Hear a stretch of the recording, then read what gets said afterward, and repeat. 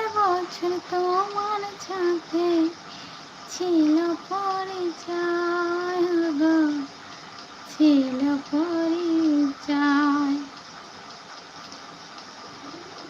দাদু ভাই মেরা পেয়ারি দাদু ভাই, আমার লাইভে কিন্তু আসবে তুমি মাঝে মাঝে, এটা আমি আশা রাখতে পারি তোমার কাছ থেকে।